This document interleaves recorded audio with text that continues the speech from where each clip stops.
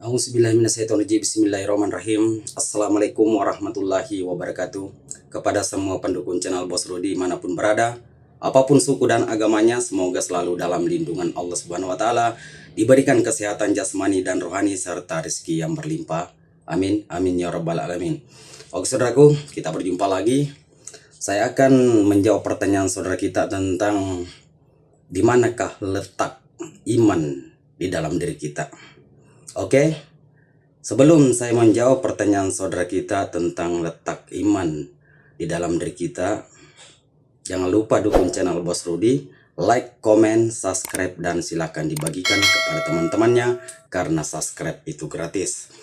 Oke saudaraku, jadi silakan kita dengarkan sampai habis supaya tidak gagal paham dan mau percaya atau tidak ya.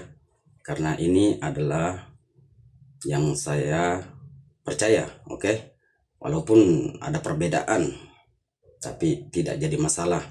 Karena semua orang itu pasti ada pendapat dan keyakinan masing-masing.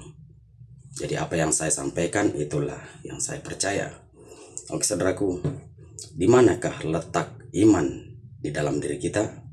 Oke. Jadi saya akan bercerita, saya kasih contoh saja dulu. Oke. Di saat kita mau melakukan perbuatan yang tidak baik, ya. Perbuatan yang tidak baik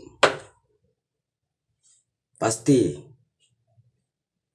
di dalam diri kita atau dalam hati kita ada yang mengatakan, contohnya mau mengambil barang seseorang, ada yang mengatakan ambil saja, dan ada juga yang mengatakan jangan ambil karena itu bukan milik kita. Oke. Jadi orang yang beriman, ya, orang yang beriman, kuat imannya itu tidak bisa tergoda melakukan perbuatan yang tidak baik atau perbuatan yang buruk. Jadi di saat hati ada yang mengatakan ambil saja, ada yang mengatakan jangan ambil, kan? Di manakah kalau orang beriman, yang mana dia ikuti kata hatinya? Ada yang mengatakan ambil dan ada juga yang mengatakan jangan ambil. Jadi orang yang beriman itu akan memilih yang jangan ambil. Ya, itu. Jadi sebenarnya orang yang beriman itu adalah, kalau orang Bugis itu namanya lempu nagateng, ya kan? Dia itu jujur dan tidak mudah tergoda oleh perbuatan yang tidak baik. Ya, jadi di manakah letaknya iman itu?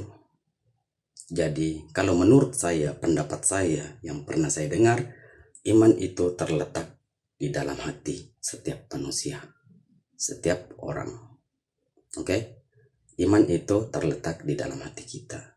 Jadi orang yang beriman bisa menahan, melawan hawa nafsu yang tidak baik. Paham? Jadi dan ada juga hadis Nabi mengatakan hati-hati dengan hatinya. Kalau hati yang bermasalah ataupun yang tidak baik, maka semua anggota badannya tidak baik. Ya, kelakuannya, pikirannya. Tapi kalau hatinya orang itu baik, maka semua ucapan dan pikirannya itu akan baik juga. Oke saudaraku, jadi orang yang beriman akan selalu menahan godaan yang tidak baik. Jadi letak iman itu ada di dalam hati kita yang bisa melawan perbuatan yang tidak baik dan menuju perbuatan yang baik. Oke saudaraku, semoga apa saya sampaikan bisa dipahami ya. Kalau ada perbedaan tidak jadi masalah. Oke, cukup sampai di sini. Assalamualaikum warahmatullahi wabarakatuh.